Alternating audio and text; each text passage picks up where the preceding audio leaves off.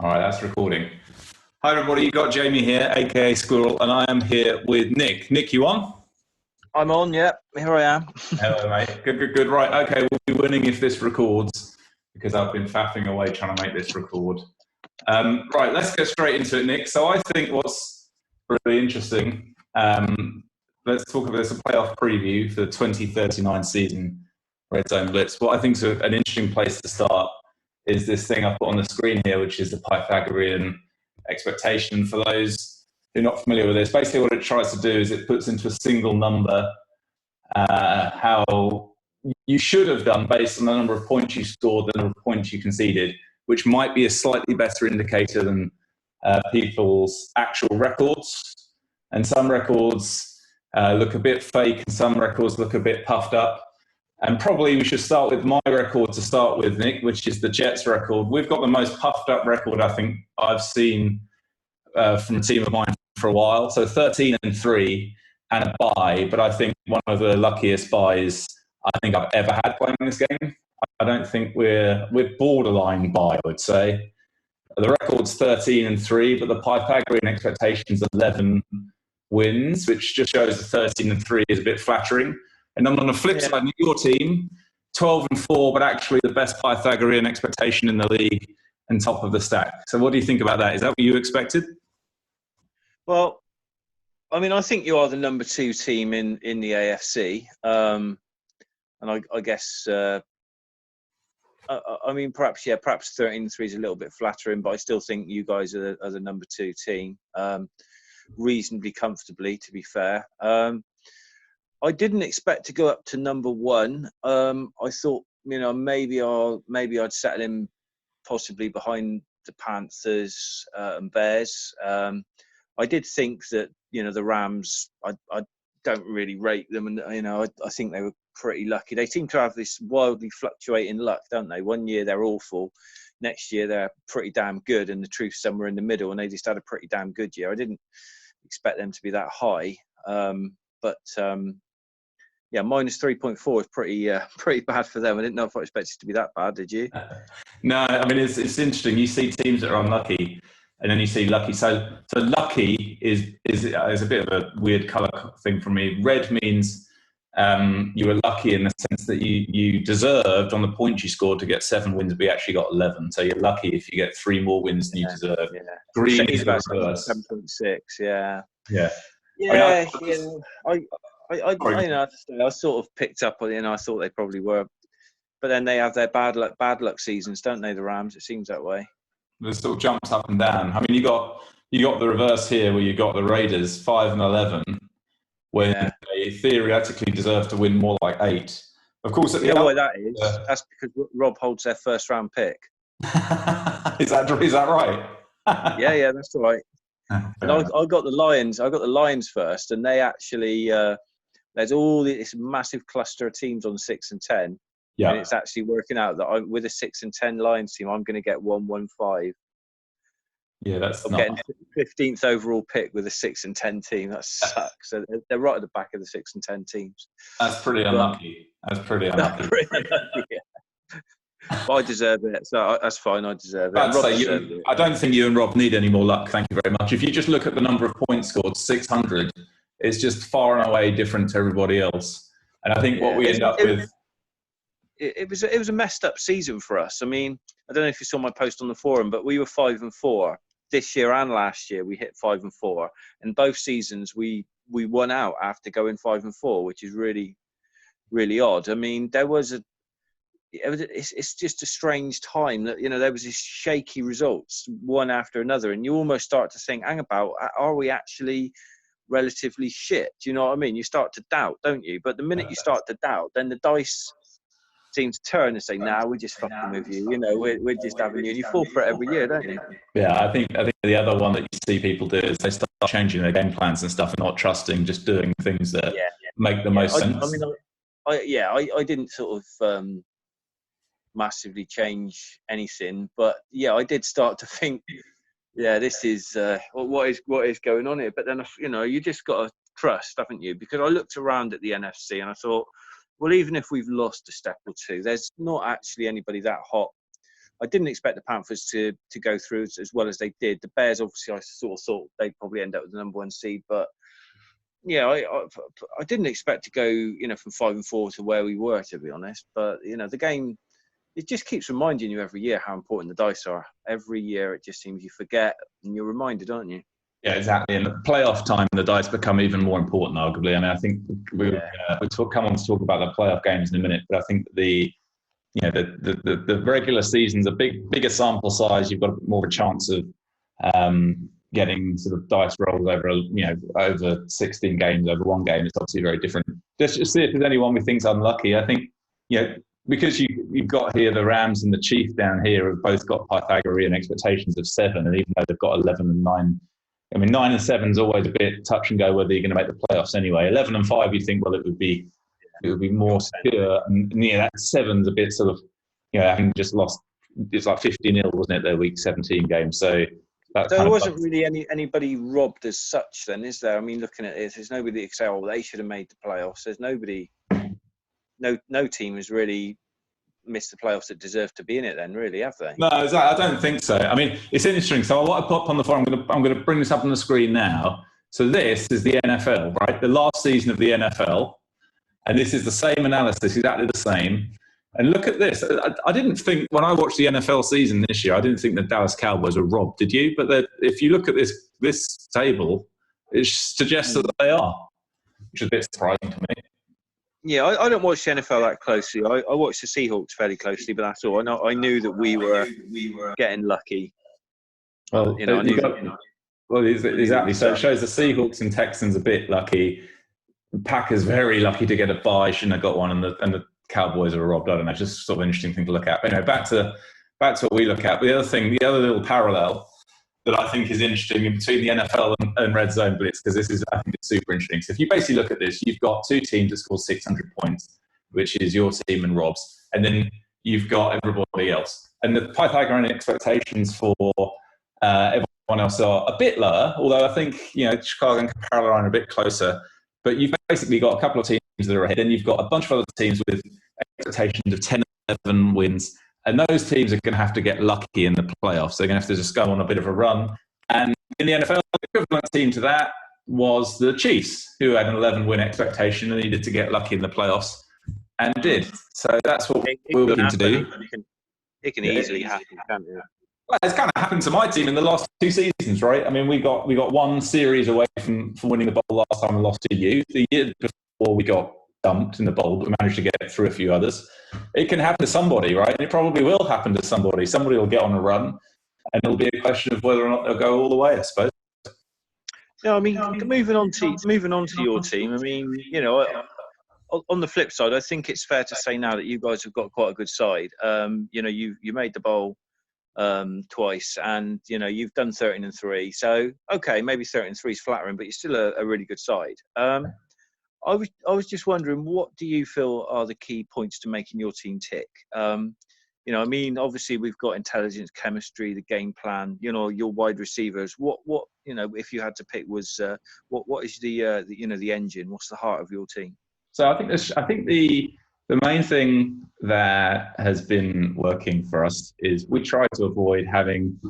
It might sound like a silly thing to say, but avoid having anything shit in the team.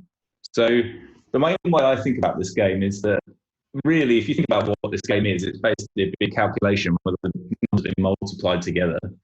And in that, you basically want to make sure that you basically not got any zeros in there. So you multiply anything by a 0 and you get 0. And so one of the things I always try to do when I build a team in this game is just have nothing that is really bad. A lot of stuff can be mediocre or just sort of average to the league. I don't mind that. But I don't want anything to be below par anywhere. And I think that's the thing that I try to do above all else. And then, a lot of the stuff like chemistry and whatever. And, we've had, when I started here, I moved everything over to chemistry. And in the season where I did that, it was a joke because cohesion matters in this game. So if you've got no cohesion at all, then you'll go 2-14, which is what my team did. But since then, it's been a steady build, right? And so the last sort of couple of seasons, it was 10-6, 10-6, 13-3. I think all 3 of those were probably 11-win seasons, really, if you sort of average them out. Maybe slight build.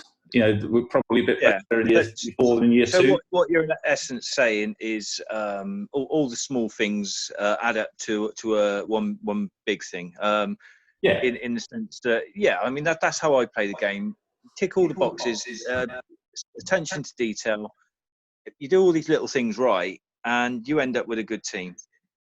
Yeah, that's right. I mean, there's a few things that are pretty obviously a bit weak in my team at the moment. So our running game is weak, and with this patch, I think it probably needs to be more important than it was. So I don't know much about the patch. I've literally spent about 2 hours playing this game since the patch was put in. So I've not looked at it in any kind of detail at all. But it's fairly obvious that teams with good running games are starting to be good.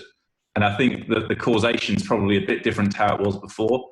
I mean, literally in the 8.2 version of this game, I didn't care about the running game at all. I had absolutely no interest in it at all.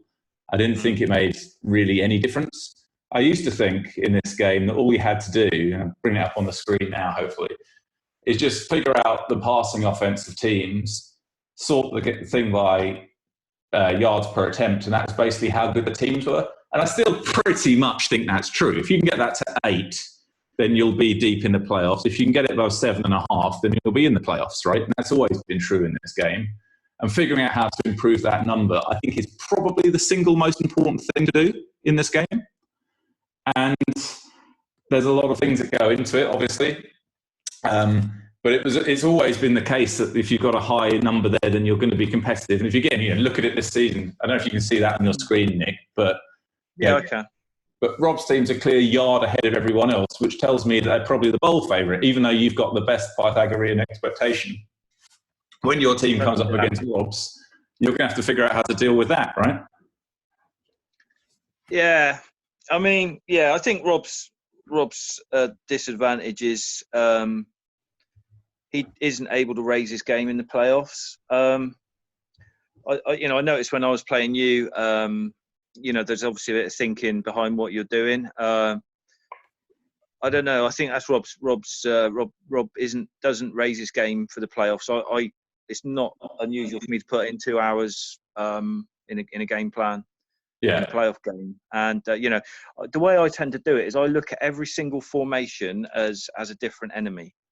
So Rob can just press Rex, but I'll have looked over 6 or 8 of his games, and I know what plays he's running. Say, for example, in 1-1-3 or something, I'm looking at where he's throwing the ball, how often he's passing, how often he's running. I'm looking at a widespread, so he can completely change everything, and I'll still have a vague idea what he's actually going to be doing. So if you look at every single formation, that he's running, and then I guess you also need to be able to know how to respond to that. Because if you break it down into those small little chunks, when you throw it all together, all of a sudden, I think that gives you a bit of an edge. And Rob doesn't. I'm pretty damn sure Rob doesn't tend to do that. When he played me, he ran the same game plan for about 3 weeks in a row, and then he played me, knowing full well that I was going to scout him quite heavy, threw something completely different out.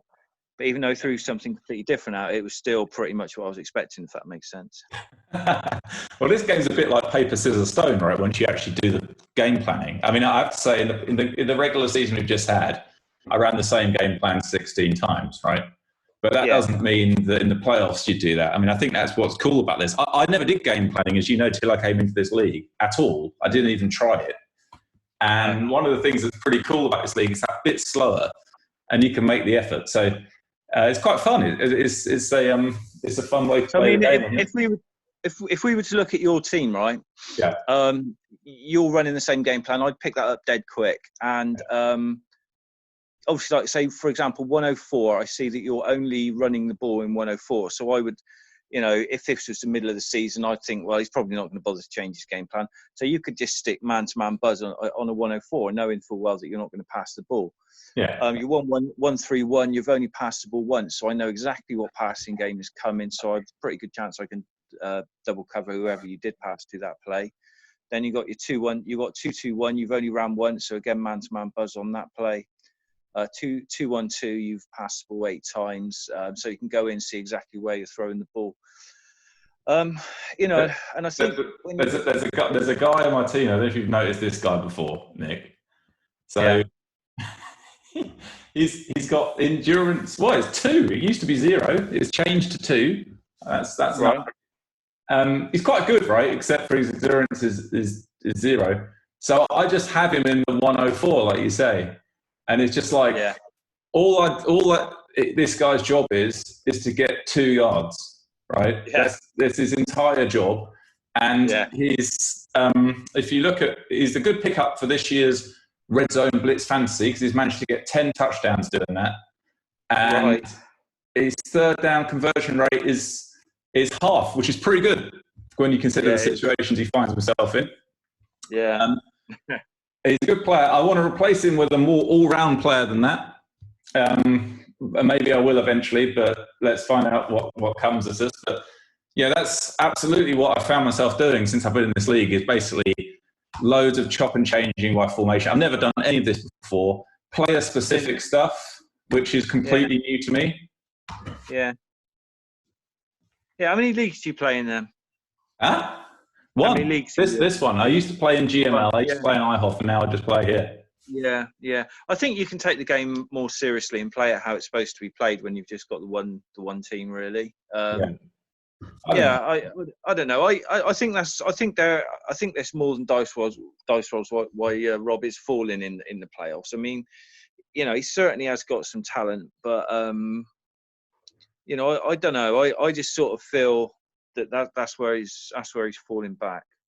Yeah, I did wish, by the way, that I wish that NFL teams did what I do, is just basically spread all the receivers out and then run the ball up the middle, which is works, right? Why don't they do that? Well, I mean, that is the 104 principle. I mean, I run the ball from the 104 myself, and the way the game works now, it does force defensive backs onto the field, doesn't it? So you can have. So you seem to get a pretty good average actually doing that. But of course, you can't run it too often from the 104 because it will familiar and squash it. But so I have a quick look at this then, Nick. So this is the running. So the correlation of successful running to being good is nothing like the same as the passing, as we know. Right? The teams at the top of the passing per attempt grid win. The teams at the top of the running per attempt grid don't really win. But you and Rob have both got top-tier running games at the moment, which is really interesting. So, well, it's never a bad thing to have a good running game, is it? No, for sure. I mean, if you've got loads of teams with good passing games, and one of them's got a good running game as well, and the others haven't, then that team's probably at an advantage, aren't they? I mean, I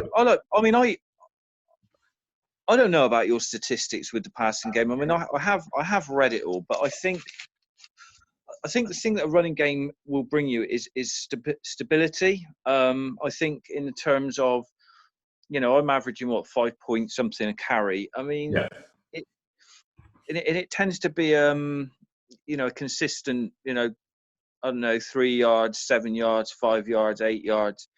Whereas in the passing game, it's like you might get 22 yards and then throw a couple of incompletions, and before you know it, you're off the field, sort of thing. I think it gives you that churning down the field, keeps the opposition off the field. I think it keeps the turnover count down as well, doesn't it? I think that's right. I think what running does is it makes you more.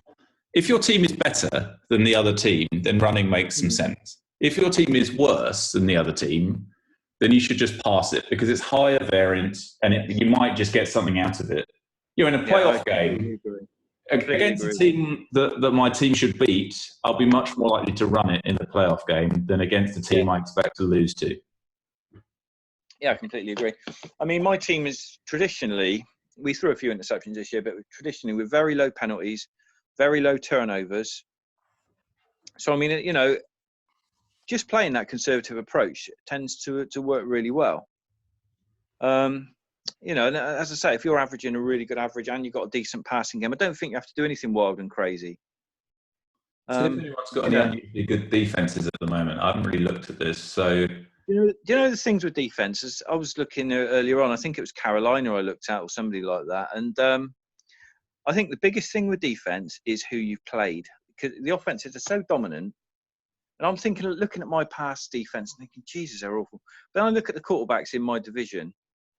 And then you look at the opposition that Carolina's facing in their division, and you think, well, they're their pass defense looks fantastic. But then I think to myself, well, yeah, it's probably more to do with who they've been playing a lot of it. Because the offenses really dictate, don't they? They dictate the statistics. The one that's impressed me was on our way through with the regular season was the Dallas one, and their defense does look good on these statistics. And I got pretty handily beaten by them, and I think their team's probably stronger than ours at the moment. And I think they're my dark horse for the playoffs. I think is Dallas, because if it's true that he somehow figured out to get away to have a stronger pass defense than basically everyone else, which I feel does feel a bit random. I can't figure out how to do it. Maybe there is a way. Nah, I don't think so. I mean, what you tend to see is year in, year out, you see the best offenses are the best offenses. You've seen the same guys at the top of the tree. Defense, it tends to chop and change. If you look at the defensive players of the year, they're just, there's no correlation to it. And I think, I think it's just a lot more dicey. I think it's more related to who you've played. You're going to get players like, Reams, these guys that, play particularly well.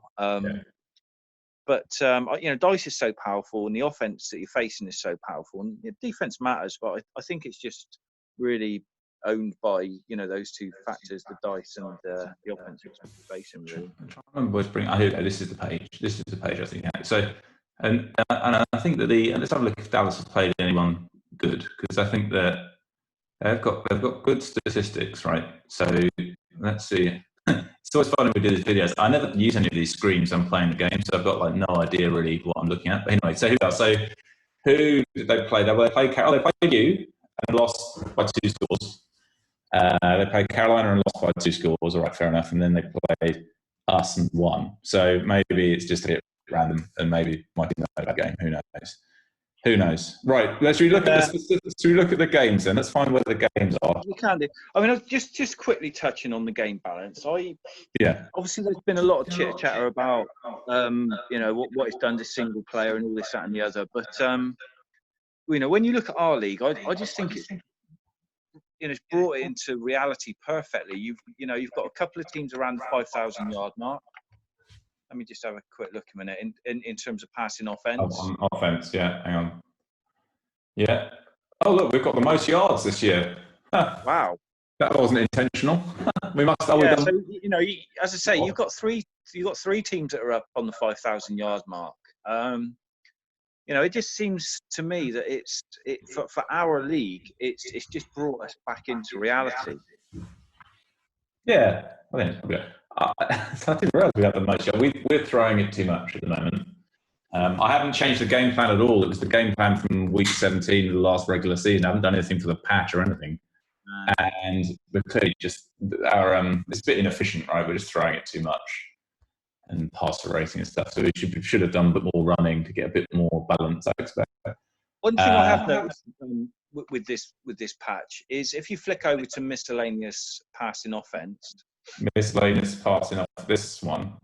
Yeah. Yeah. So you'll see it's divided into short, medium, and long passing. Yeah.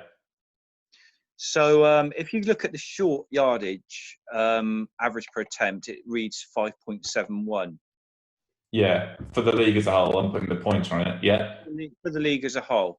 Yeah. So if you flick back through the previous years, you'll see that it's averaging 5.8, 5.9, 5.8, 5.7, 5.8.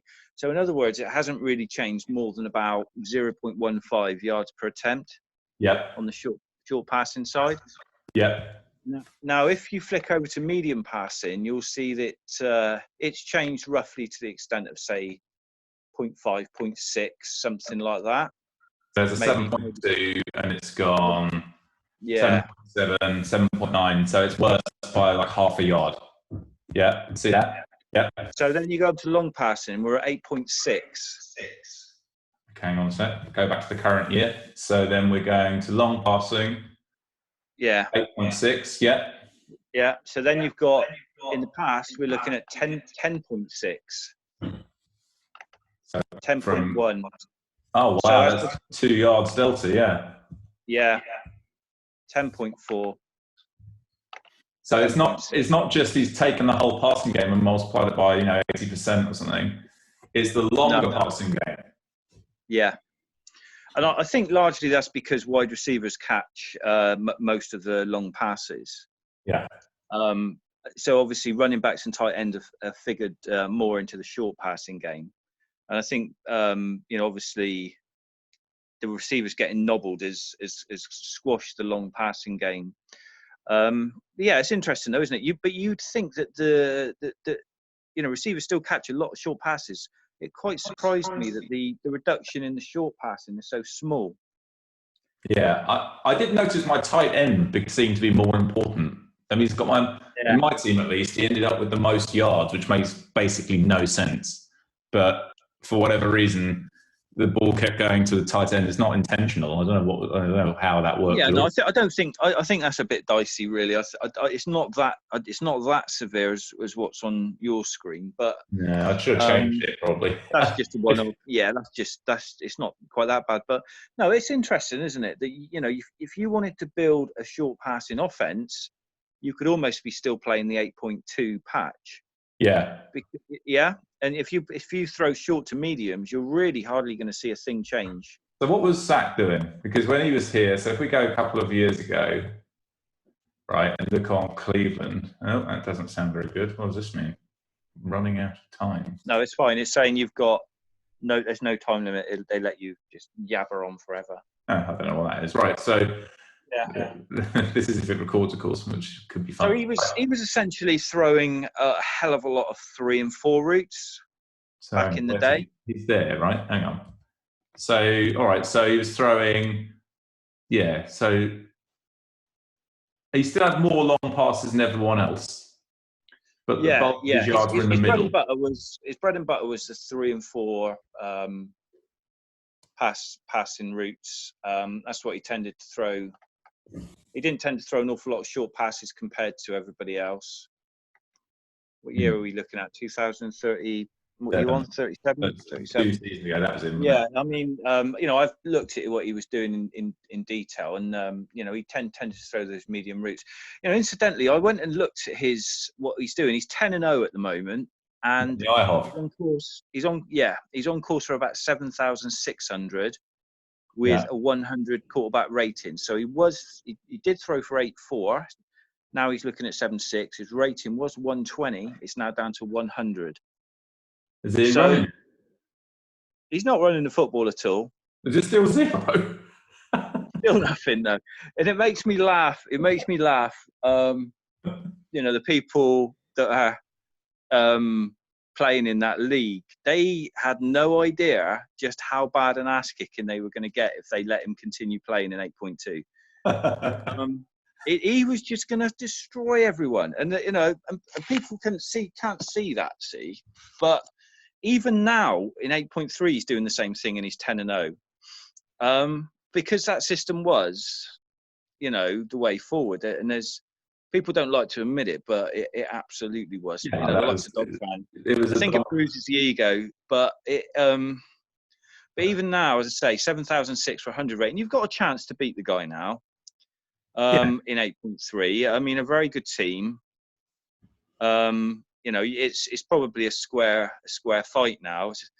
That it's been nerfed down a bit with a normal team, but in 8.2, he was so far gone. Because obviously he's still refining. He hasn't been doing it for only 3 or 4 seasons. He's still refining that system, and it's just chucklesome, as I say, that in 8.3, and he's still kicking the shit out of everybody doing it. But yeah, that was just a little side.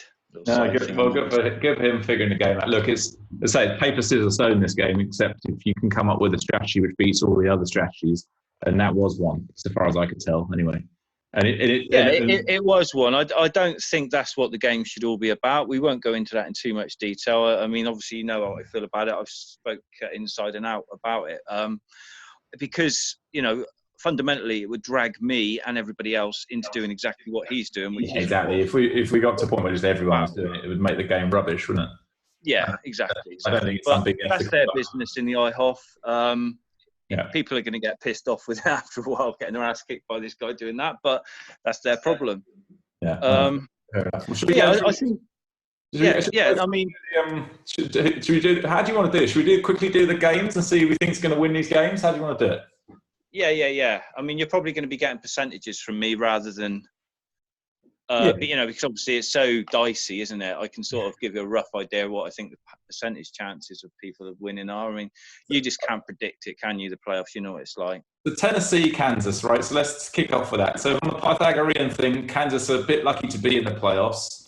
And I think if you look at the stats, I think that sort of is borne out. There's a few good players, though, I've got to say, in the lineup. I think Tennessee, though, would be my bet in this one. Yeah, they're sort of a 70%er, I think. Steve plays the game how it should be played. Every year, regardless of circumstances, he will give his best shot. A load of bags of shit walk into the locker room. They look awful. 80% of people would be tanking and trying to, just rebuild. Steve just keeps his nose down, and what the hell, he made the playoffs. He deserves a medal for getting that team to the playoffs. Really, I mean, yeah, this quarterback's now developed out and is going to be all right. I mean, that's kind of how it's going to be, right? It's never going to be amazing. Yeah. His team's actually better now than it has been for a while. His team looked absolutely awful for a few years, really, really bad. But even then, he still wasn't crashing and burning by any means. No. How did Rigney turn out? I was injured. That's not good. 2 weeks injury into the wildcard games. I think he's going to play anyway, so fingers crossed he doesn't get hurt for the long. Yeah. Cody Watkins, that's a nasty one, the calf pull, because that's a high risk of re-injury. But in he goes. It's the playoffs. It's the playoffs. Put him in, man.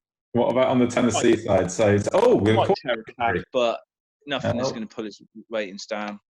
Quarterback injury, but it's a backup, isn't it? That's the quarterback. Don't understand why this quarterback isn't totally dominant. Well, he's got a very bad avoid interceptions, isn't he? Is he going with Dummerville now then? I don't think so. I got a bit confused. He's talking about it, wasn't he? Is he benched Rote? I know, yeah. Look. He's benched him. Okay. That's a bit surprising.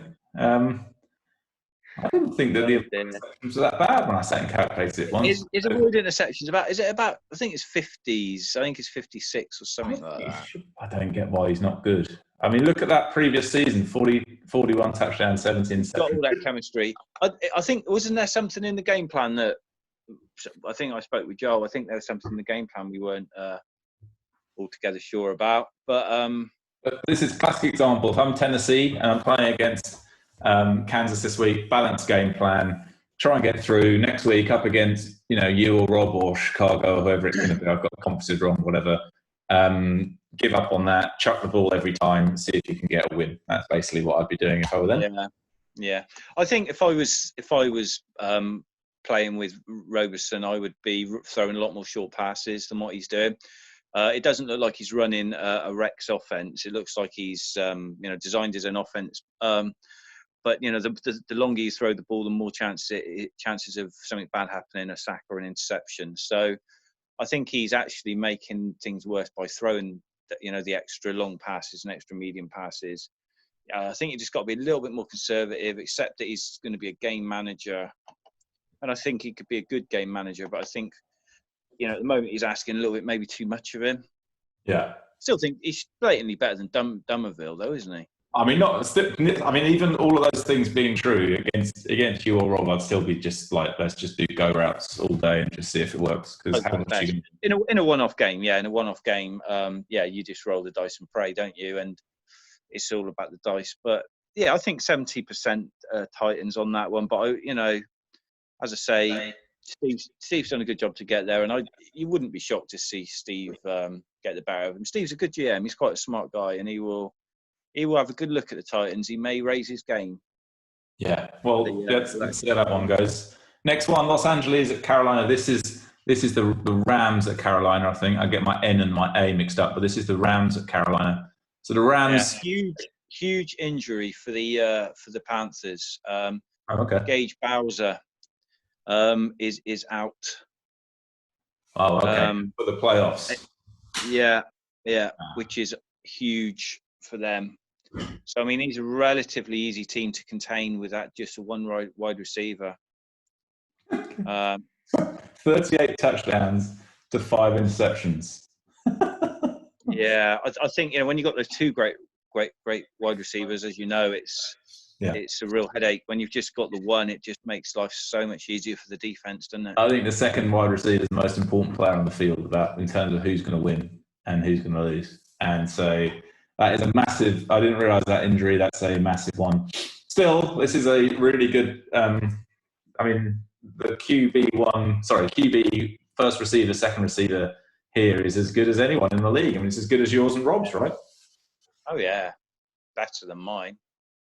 Yeah, I mean, these guys. I'd still take the quarterback as the most important player on the field because he's so much more influential than more than just about yardage, isn't it? It's about turnovers as well. It's about taking sacks with the centre rush. I guess I probably don't disagree. I do wonder whether the second receiver is a bit scarcer. That's the only thing. I think wide receivers drive the yardage totals. I think wide receivers drive the yardage totals more than the quarterback drives the yardage totals. But I think when you actually start to factor in the turnovers as well, the quarterback obviously does have some yardage impact, but he also has turnover impact. So, but yeah, they're all bloody important at the end of the day. There's no doubt about that. But I just think that's a big. I think that's a big thing for the Panthers. I think they're very, very unlucky they've lost that guy. Yeah, I think I'd put them probably in the same boat as my team at the moment, and probably good enough to get through a wild card. And even with this injury, I still would fancy them as long as they can sort the game planning out. And I'm never really actually. Have they got enough legal receivers? Are they going to be able to have a 104 set, for example? I don't know. I mean, we've got a midweek, haven't we? So I think, or have we? I don't know. Go and do a bit of work. Yeah, it'll sort something out. But where are we at? I don't know. Again, on defense, but I mean, the whole double coverage thing is definitely coming into play this week, right? Well, I mean, Brian. Don't know. Depends how pissed off he is. he might be so devastated at what happened this week that he just doesn't even bother to pay attention.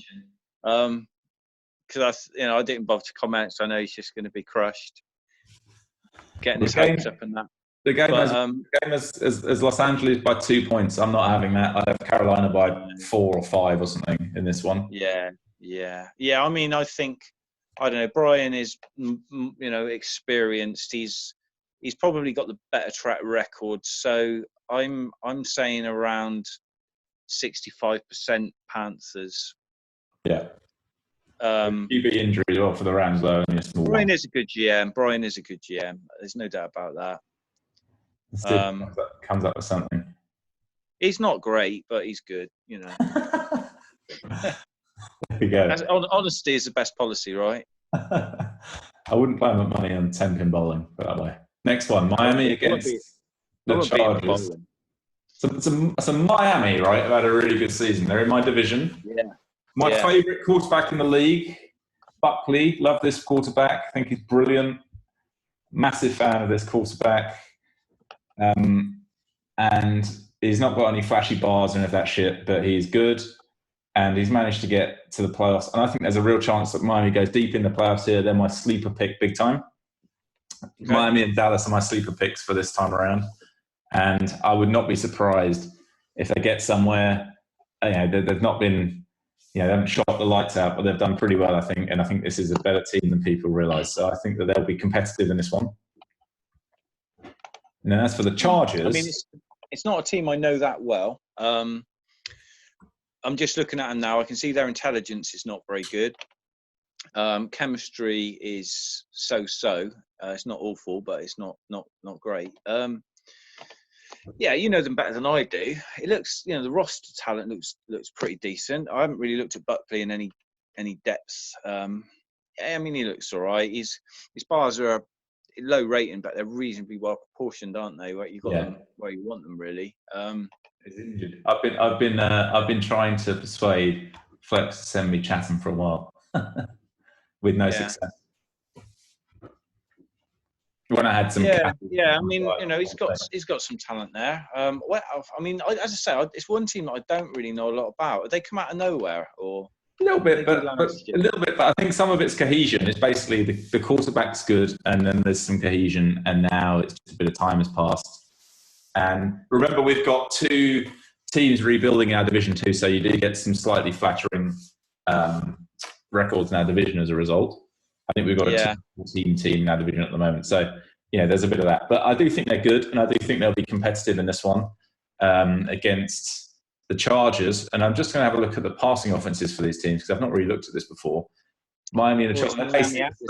That makes it interesting, doesn't it? Sorry? Miami at the Chargers. Yeah. I mean, this one, I think, I like Miami. I think they're good. I think this one is a 50-50 pick 'em. I've got no idea who's going to win this one. No. Toss a coin for it. Yeah. I wouldn't call them. And the Chargers, I mean, they've got a really outstanding running back, right, who does okay. I think the patch is helping, I think, for them. Because if you have, if the patch has turned running up, then that's going to help. It hasn't turned running up at all. Running is exactly the same. It's just that people are running the ball more because of the patch, if that makes sense. Oh, okay, that's interesting. Yeah. No, it's not. It hasn't improved the running game whatsoever. It's just that obviously everybody's thinking, "Oh God, the passing game's been nobbled. We better run the football," and that's exactly what's been happening. Yeah. Well, we got. I mean, there is a very strong running game here. So, I mean, as far as it's relatively slightly more important, maybe sort of ish. Yes, I mean, I think it is more important because. It's because you've got to get the ball down the field somehow, and if the passing game's been drawn back a little bit, then it makes sense to lean a little more on the running game, doesn't it? Yeah, so maybe that's what the Chargers might go with, and let's see what Miami come back with. But as I say, coming back to those statistics I mentioned earlier, I mean, if you've been used to throwing the ball deep quite a lot and throwing the medium passes quite a lot, you are going to notice a hell of a lot of difference in this patch, aren't you? Yeah, I was just wondering if you're a short passing offense, you're not really going to notice any difference at all. Yeah, and there are some there are some teams who throw it. It's not like it once was. A couple of seasons ago, there were a couple of teams who basically threw it long only. I'm trying to remember if I can quickly find it. There we go. There was obviously this year there's this. I remember this year when I first came in the league, Buffalo, my division, and they basically threw it long. And about twice as often as anybody else. And it's like, okay, that's happening. But I don't think there's anyone at the minute who's doing that. He's sort of caught in the trap of just throwing it long far too many times at the moment. Although you do get... I think, GMs have got more savvy these days, haven't they? I think that's right. Coming back to that, the Titans have thrown the most deep balls in the league. Yeah. Which is quite interesting. Because obviously they're a winning team, so that is by design. And I think 2 and 2 makes 4. The reason he's having problems with Roberson is because he's throwing too many long passes. Yeah. We know the patch has screwed the long passes. Robeson's avoiding interceptions isn't that good. So I think it's just completely, to me, bang on that he's having problems with Roberson because he's throwing too many deep balls. Yeah, that's kind of interesting, that. I think bang in the middle, which I guess I'll take. And our effectiveness is pretty good, actually. Maybe I should be doing it more often. Look how many deep balls I'm throwing. 34 all year. Yeah. Don't worry, though, because in the playoffs there'll be a slightly different... they call it the David strategy, right? If you don't think you're going to win, do stuff that's high variance. Don't punt it, stuff like that. Anyway, right, next one. Washington, Dallas. So I mentioned Dallas as they've got this, I don't know if it's statistical fluke or something better than that, but they've got the best pass defense in the game. They've got the 5th best passing offense by yards per attempt. I think they're quite a lot better than their record. And maybe if the Pythagorean thing doesn't quite agree with me, which says that they're one of the sort of, the bottom end of the playoff teams, I'm not buying it. I think Dallas are pretty good. I think they'll get past Washington here and they'll be pretty competitive. Yeah, I mean, I don't think there's really an awful lot you can do to make a good pass defense, particularly. When you look at the play calls, they're all so samey. It's unbelievable. So I don't think you can be the best game planner at pass defense in the world. I don't think that's going to make a lot of difference. So it's going to come down to your talent really, and your chemistry and cohesion and all this, that, and the other. Yeah. I don't think Dallas are outstanding in those aspects. So I would put money on those statistics being down to the opposition and down to dice rolls. I don't think they probably have got a good pass defense. In reality, It's just, that's my opinion. Yeah. Well, look, I mean, I don't disagree with that opinion. I mean, I don't know whether that's luck or skill or, well, I'm sure we'll try, but whether there's something actually objectively happening there that's good, or whether it's just as you say, it's a sort of function of luck, really. I just looked at so many teams that you'll get people come on and say, oh, you got to run this defense, you got to run that defense, and you look at good defenses and they're all doing wildly different things. There's no rhyme or reason. I just don't think there's any particular way of playing pass defense that works essentially.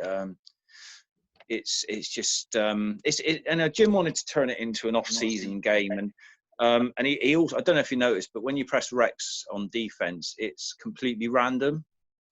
I don't really understand any of it. I do hit Rex. So essentially what happens is it will just randomly throw play calls into situations, right? Yeah. So because that's how Rex works, he couldn't allow those play calls to have make much of a difference. Because if it did make much of a difference, then game planners would have a big advantage. Yeah. It's one of the most esoteric bits of the game, right? Defensive game planning. I mean, not many people care about it. No one focuses on it. I certainly know zero about it. And that's fine because, as I say, the calls are just so samey that it doesn't really matter what you call. So which is a shame, but I understand why he's done that. It's so that the people that Rex aren't going to be at much of a disadvantage. Yeah. Well, looking at Dallas, we've got a big injury here on Dallas. I hadn't realised that, but this guy Bellis, who I think is either the 1 or 2 receiver on Dallas, he's got 1,000 yards for the year, 1,600 yards last year, has got an injury which is a 3-week injury. And so is Grayville. Grayville's out as well.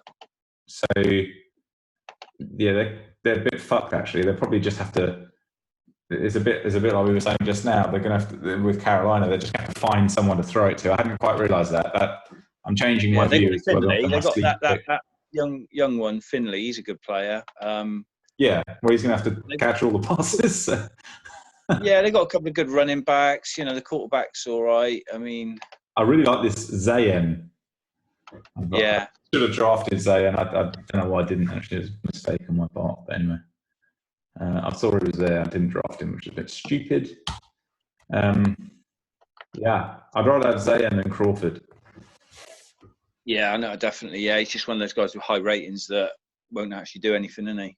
Yeah, don't pay Crawford.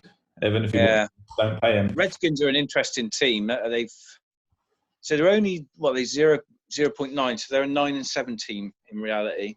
Yeah, and on this list here, they're sort of at the bottom end of the wild card group. Yeah, is what their record is. Yeah.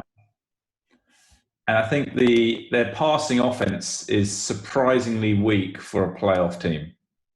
So they haven't got anything bloody. They ain't got a lot of talent going, have they? It's below league average, right? The league average is 6.5. They're 6.2. Yeah. So, I mean, they're very well to get this far.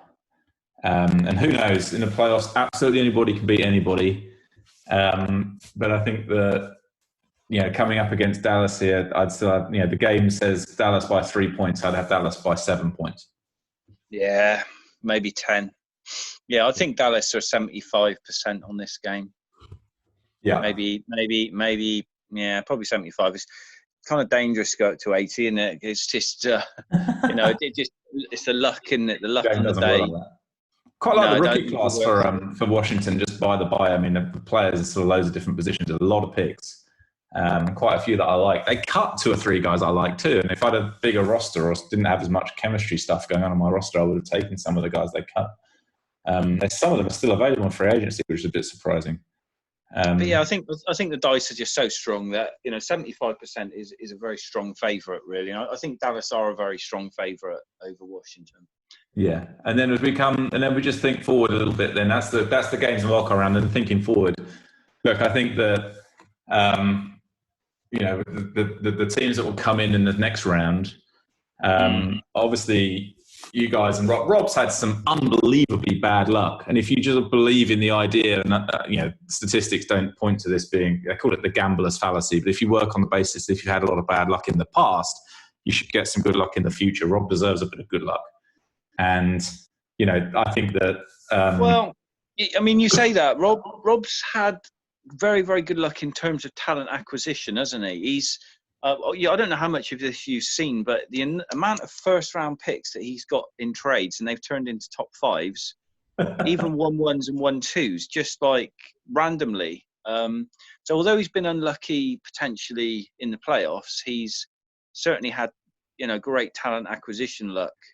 He's drafted well, extremely well, but I think it somewhat evens out over the years. But yeah, if you actually look at where some of his picks that he's had from people, they've just ended up way, way higher than what you think they would.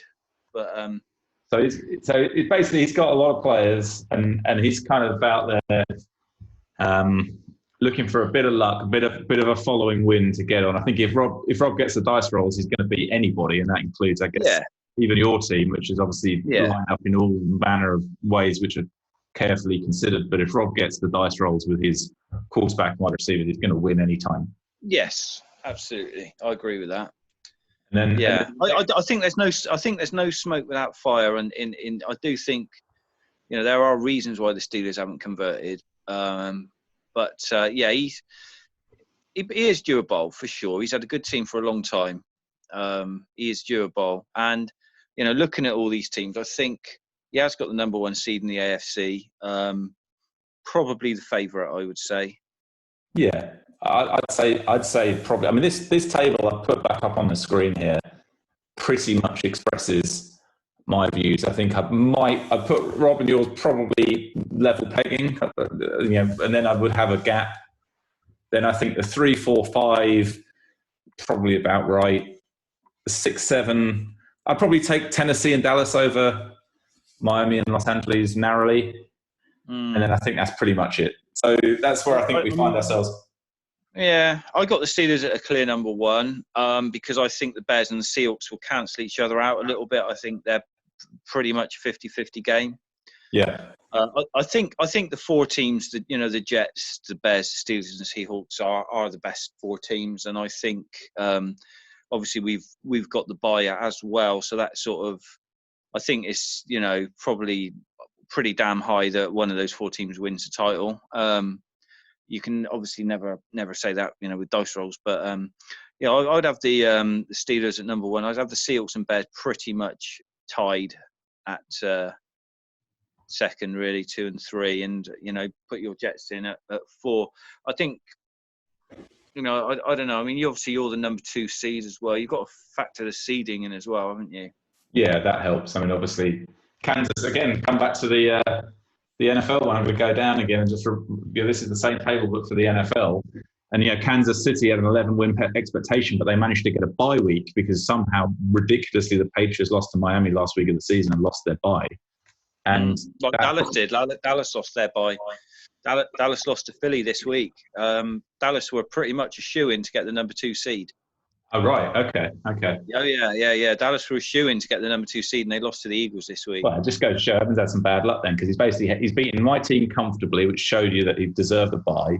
And then you've got an injury, and then probably a loss with a bit of bad luck in it, and it all turns, right? Yeah, it can do. It can do. Yeah, those injuries probably are costing him a little bit right now. Yeah, I'd take. I mean, he beat you by 7. Got thrashed by the Vikings. I mean, he hasn't really beaten anybody. He hasn't beaten anybody all year, really, other than you, in my opinion. Yeah.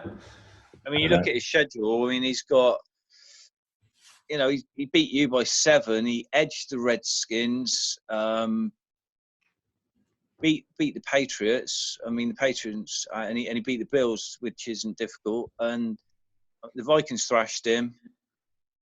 Then you're looking at Eagles, Falcons, Saints, Giants. None of them are good teams. Redskins, Bucks. Lost to the Seahawks, lost to the Panthers. I mean, he hasn't really done a lot for me. Beat the Dolphins, which is a nice win, by 8. Mm. I don't know. I'm probably not as impressed by the Cowboys as you are, but We'll give it a couple of years, and I think they'll be very competitive. Let's see how we go. I'm just looking at the teams with the yeah, buys and see if anyone's aging out for these teams, and are these teams going to start having trouble? Not for that. The Bears are going to get better and better with the quarterback yeah, cohesion builds. 38 yeah. touchdowns, 5 interceptions in year 1. It's going to get better than that. Amazing trade for Hill. Transformational, and they were good to start with, so they're just going to get better and better and better. So 3 or 4 years from now, they'll be. I think Dallas is on the up. I think they've got. Let me have a look. That young quarterback is obviously the key figure to build around, isn't he? But they've got, obviously, Finley is quality. Dallas will be around for a few years yet. Running back is well catered for. It's a good team. It's a very good team. Got a punter, importantly.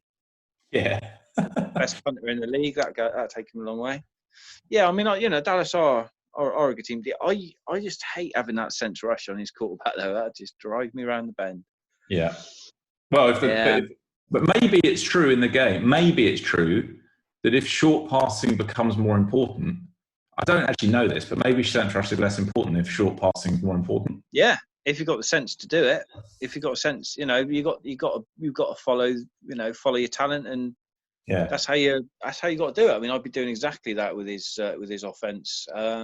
I think they'll be start knocking on the door. I don't think they'll get buys because I think you and Chicago get the buys for the foreseeable future, but I think they're going to be knocking on the door every season, and I think they'll be all right. I think that just looking to see if there's anybody. There's no one aging out on Rob's roster, is there? Hang on, let's have a look. Rob's so full of talent is ridiculous. I've never seen a roster like this ever in this game. No, it's nuts, isn't it? Dallas were very low in short passing. Really? Yeah, relatively high in medium passing. So I think that approach needs to be changed, really. Look at this. Rob's resting the starters. It's all this is all very serious in Pittsburgh. Yeah, damn, Rob's hungry, man. Rob's hungry. He's hungry. So he wants to win. I'll tell you what, for Rob to rest his starters, you know that he's desperate to win because Rob loves his stats. And Dunn and Moranchik are both on MVP years. And he's rested his stars. He is desperate, mate. This is serious. Well, there you go. There's Rob's lot. And then yours, is there anybody on yours that is aging out? No, not really. A centre. So there's not a lot of reason. No, he's all right. I got a stud behind him. Yeah, I don't think there's any reason to think certainly of you guys that have got buys are going to age out. Do you want to have a look at my interior offensive line briefly? Yeah, okay, hang on. It's amazing. All right, I don't reckon the NFL has ever seen an interior offensive line like mine. This is this new guard you've got, this guy. He's actually a 94. He's just set the all-time record for KRBs. He got 70 this year. He's an absolute legend. Are you going to think about moving him to centre? No, because I've got this guy Milne, who is my prototype centre. He's awesome. Oh right, yeah, I saw him. He's 100 run blocking. Yeah, you can't actually see him on your screen. I don't know what on this screen. If you slide it to the left a bit, you'd see him. Okay. Slide the player to the left. There you go. Yeah, so he's the future. But yeah, obviously our interior offensive line is the heart of our team. He's good because I think he might. There's a possibility that there might be enough of the stats to sort of, because the other stats are all right as opposed to dominant. There's a chance he might not be expensive, right? On cap, there is a chance. Yeah. I mean, it's going to push it down a little bit. I'm not expecting him to be cheap, but yeah, it's just been kind of fun. I was just trying to think the other day, has there ever been an interior offensive line as good as that? But I know the Rams, when the Rams had Eric Dickerson in the 80s, they had a hell of hell of an offensive line, and maybe the Cowboys with Emmitt Smith, they had a good line, but there's not many that come to mind that look like that. Well, on my team, we're definitely needing an offensive line, so we're going to have to go to work in the draft and try and find somebody next time around, because we're getting old and not especially good. So we're going to have to try and find a way to, because otherwise we're not going to be able to just sit there talking about the playoffs every season. It's going to be a little bit more boring. Yeah, but the thing is, though, because you're doing all those little things right, you know, other than maybe the Seahawks and the Steelers, you can compete with anybody, maybe even the Seahawks and Steelers, just by doing what you're doing now. You don't have to have the great talent because you're doing everything else right. That's the plan. But that's what most of the rest of the league miss. They don't realise that, you know, by doing what you're doing, and I keep mentioning it, but, you know, I don't know if anybody is following on, but, you know, as you know, you know, things like intelligence, chemistry, special teams, these sort of things, they can really carry you, can't they? Oh, for sure, yeah. And I think there's a lot of those things you got to get, you know, not necessarily perfect, but just not rubbish. I completely agree with that. And, you know, if you add it all up, then it's helpful. I think the way that one of the reasons that I like this game so much is because there's lots of different ways to win. And at the moment, the team that I've got, because it's, you know, particularly on the defense, the scouting we've got is dreadful. So it's kind of hard to know which players are good. So if you just do this stuff instead, it kind of doesn't matter as much how good your players are. And that's been the way to, you know, try and stay competitive with sort of pretty mediocre roster. And then the hope is for the sort of medium to longer term, you know, it's taken 3 seasons and sort of gradually with winning records, but eventually our crowds are improving. Soon we'll start getting staff draft position and we'll be able to get better coaching and scouting, right? Yeah. We'll get there eventually. Got the wide receiver core. Yeah, exactly. Well, Yeah. and we've got players aging out, and for me, this game is really exciting at the moment because it's like, am I going to be able to keep this going? How will I find ways to keep it going? The off seasons are really fun at the moment. It's not like in the GML, which is like I just load up the draft, pick like a few players, and that'd be it. There wasn't really a lot. I just don't see anybody at the moment. I don't see anybody challenging you for number 2 though in the AFC. I mean. Julio obviously was certainly able to do that, but I mean, obviously he's taken a step back. But you know, you look at the rest of the teams in the AFC. I just by doing what you're doing now and maintaining, not even improving, I just don't see it. Not really. Well, we'll see. There's a few teams that will come back. Obviously, Julio's team will cycle back in. That won't. Yeah, take it will. It will. Yeah, he's a really good player. But we're going to get guys. We're going to get guys that grow and improve and start widening their skill set. I think naturally, aren't we? I would have thought. You see this morning? I don't know if you saw it on the forum, but we've now got Eli on the waiting list. I think he goes by Elijah or Elijah, or however you pronounce that. Yeah, that guy can play. If he comes in, put him in someone else's division. Ah. No, I don't know him. Yeah, that guy's really, really good. So Let's see how we get on. Yeah. Any predictions for the stock market? No, I'm afraid not. I do work in finance for a living, but I couldn't possibly. I have literally no idea what those things are going to do. If I knew that, I'd be on a beach in Honolulu, wouldn't I?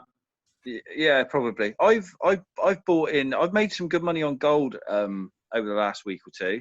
Yeah. Okay. Buying in and selling because it's so volatile, isn't it? Yeah. It's and you know, reacts to financial panic. The interesting thing on that is why is it that gold is doing that while Bitcoin isn't? Because this is the first financial panic that's happened in the post-Bitcoin era. And the idea is meant to be that Bitcoin reacts in the same way as gold does. It's a store of wealth that doesn't generate any income. I'm not brave enough to touch Bitcoin. It's just I don't mind a little bit of volatility in gold because it'll always come back, you know, I would think. But Bitcoin, nah, don't fancy it. So here's my view. I can see why people buy gold. And funny enough, the guy who sits near me that I was talking to in my office the other day, he was thinking the same way as you were. I take the view that if you read the 2011 Berkshire Hathaway shareholder report, which is an annual letter from Warren Buffett to all people who own Berkshire Hathaway stock, in 2011 he stops and said, if you buy gold, of course, it can go up and down, and you may win or lose. But for his preference is buying things that generate income. So basically, good companies. And then the trick for him was buy them and never sell them. I don't normally touch it, but I've just been buying it cheap and selling it dear as it's become volatile. And I've just put my selling order in for Monday. Really? But yeah, I've been making around 7 to 8% a week at the moment. It's just been nuts. If you can figure out how to do that reliably, then do let me know. Well, it's never going to happen, is it? It's never going to happen. But I just think it's just happening. Is that volatile? The thing is, I bought some, and the day it went up to the 7-year high, I thought, well, I'll be a dumb shit if I don't sell it now. So I sold it, and then it went crashing back down, didn't it? So then I thought, fuck this, I'm going to have to buy it again. So I bought it, and then what happened? It starts flowing back up again. I'm thinking, yeah, I'm loving this. Can't do it reliably, but... If I could do that reliably, I'd be sat on a beach in Honolulu playing front office football, and that'd be fine. But you never got... It's having the balls to put a decent amount of money in as well, isn't it? All the stupidity. But, yeah, I don't know. But, no, I've also invested in the Dow Jones... Friday, and I invested in the FTSE as well, just trackers. Buy them when they're cheap, Vanguard. Well, I haven't got any confidence they're not going to go down lower, but I'm just thinking, in 5 years' time, I just got my gut feeling is that everything's going to recover and it's the right time to buy it. I mean, I haven't been buying anything when it was up at 29,000 that Dow Jones, when I didn't touch it. I was just letting it, I had money in cash, but I thought, right now I'm gonna get into it now. I don't know. I could get burned, but yeah. And I just wondered what you thought. Over the long term, you're always, with a few, I guess, notable exceptions, but over the long term, you're better off, as you say, just buying an index or whatever and holding it and trying to hold it for as long as you possibly can. And that's got to be the answer. But yeah, I can't say that's about as far as the extent of my expertise has took me to figuring out what I should be doing. Yeah. You don't get involved in stock markets too much, so. I've got as you just said, a sort of index fund, and basically I've set up a monthly thing that buys is the index fund, and I've had that for ever since I started working, really. And you don't try to buy cheap then? No market timing from me. I'm always a buyer, and I try never to be a seller. Yeah, I know that's what they all say, but I just haven't, for some reason. I'm just not able to do that. I just had a gut feeling when it was pushing up. It seemed artificially high, and I just cannot physically make myself buy it, and it's just automatic, right? It's just the first thing that happens every month. And yeah. The computer does it. I don't even see it, right? No, I appreciate that. Yeah. I mean, I know that's all the common sense, isn't it? You're supposed to, you can't time the markets and that, but I don't know. But again, if you can figure out how to do it, then let me know.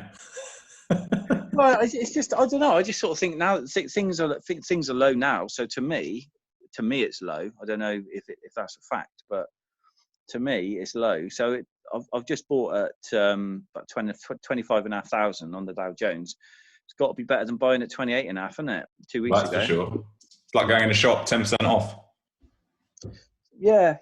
That's how I see it. And I mean, I haven't really bought anything for like about 8 to 10 months probably. So yeah, I'm buying heavily now and praying really. There you go. Well, there you go. There's some more dice rolls that can go your way. That's our equivalent of talking about fences, I reckon. Yeah, exactly. Yeah. What else? Before we click out, who's gonna? What else is going to happen that's interesting in this league? I think the next off season is going to be interesting. Who needs a quarterback who's going to trade up? Half the league needs something exciting, actually. I think what needs to happen is people at the top of the draft need to start taking the players at the top of the draft. Yeah, not trading their picks down to you and Rob. No. I think that's a bit of a false economy in a way. All this value stuff. Sometimes you just need to get those good players. I mean, look at the Jags. I've got to think Mikey might be kicking himself now for not getting a quarterback in. Yeah, for sure. That's just my opinion. But you're sat there, and you've got you won one. You've got days and days and days before you make your pick, or your box is full of bloody messages. It's just tempting. It's tempting to think, Christ, is he really offering me that much? Isn't it? I tell you what, though, it was fun, right? I remember in my second season here, I had the first pick. Remember? Now I felt a bit bad about it because I did feel like I ought to have the second or third pick or something, not the first pick. And if you remember, I did a little trade. I wouldn't take the quarterback. I ended up with a really good player though. But it was weird. It's just like, as you say, like there's like 15 messages, and like everyone wants your pick and all this stuff. It's a bit less exciting when you got pick 27. Well, I don't know. I get excited. I like to. I get excited being able. If I can pick somebody out at 27 who should have gone at 12, I'm happy. Do you know what I mean? I find I can call it now. Sort of people like call the shots. I can tell you what's going to happen in my first round pick next season. I think I've still got it, which is I'll be looking for an offensive lineman. There we go, everyone. Right, run blocker. Yeah, anyone, just someone good. Anyone. Yeah. Well, I've got to start at some point thinking about a quarterback and wide receiver. Yeah, so have I. I'm going to be competing with you. How old's your quarterback? We're going to be in the same. This is going to be a little contest. He's 31. I think he's 31, and he's in his. Well, might be 32 now. Well, mine's 32. We're going to be on the same cycle for this. 33. Jesus, he's 33. So, I've got 5 years of Hartman, probably, but I don't want to be starting a rookie. So, I'm starting a rookie. I'm not going to make the playoffs. If I don't make the playoffs, I'm not going to be happy. We're in the same boat there. We'll see how we do it. I can tell you how I'm going to end up doing it. I'm going to end up with some 35 rated guy that nobody wants, because that's what always happens to me in this game. The other option is to buy in the veterans, and you just never know when they're going to come up. But what happened for Dave at the Bears was just amazing. That's just to get the guy at the price he got him for. It's just like happy days, Christmas, isn't it? I didn't even realise that was a possibility, I have to say. Oh, well. You don't ask, you don't get, I guess. Oh, wow. Yeah, it's true. No, so the Bills have got 1-1, and I guess whether he goes wide receiver or quarterback, whoever, depends on... We took a quarterback last time, so let's see. Did he? Yeah. Oh, yeah, he's got Mo, isn't he? Yeah, so... Yeah, that's changing things, because then you've got the Cardinals at 1-2. So if there is a quarterback on the board, they're trading, aren't they? I think this bloke Mo, is going to be the Josh Rosen of the Red Zone Blitz, right? Yeah. If there's a quarterback there, this bloke's going to get traded. He could do, yeah. He could get traded, couldn't he, if there's a stud? Yeah, but then, as I say, you're sort of looking at this. The Cardinals sure as hell aren't going to draft a quarterback. Yeah, well, they'll take the best receiver on the board, right? Don't even think about drafting a quarterback, Jeremy. Don't do it. Just roll with who you got. Wes has got Garrison. I guess Garrison must be getting older. He's sure as hell expensive, isn't he? Yeah, Garrison. See, Wes could go and draft a quarterback. Yeah.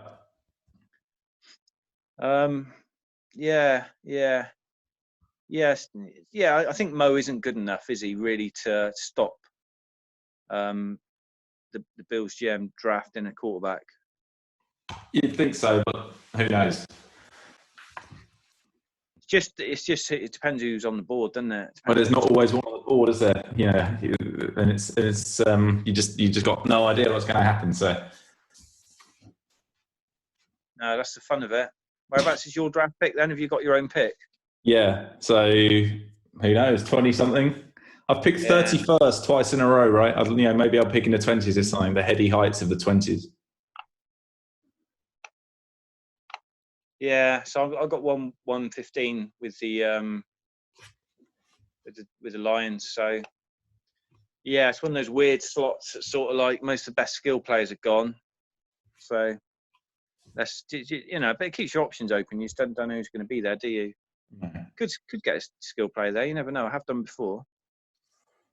I guess we'll see where we end up. I guess that's pretty much what we got for this preview. Is there anything else you want to cover? No, I think that's cool, man. That was good. Good stuff. Enjoyed that. Cross your fingers, because when I click this thing in a minute, it's either going to record it or it isn't. Well, if it doesn't, Never mind, eh? It was a good chat. Good to catch up, mate. We'll see how we go. And let's do this again next off season. Yeah, cool. All right. Cheers Nice for one. that, Jamie. Yeah, cheers, mate. Yeah.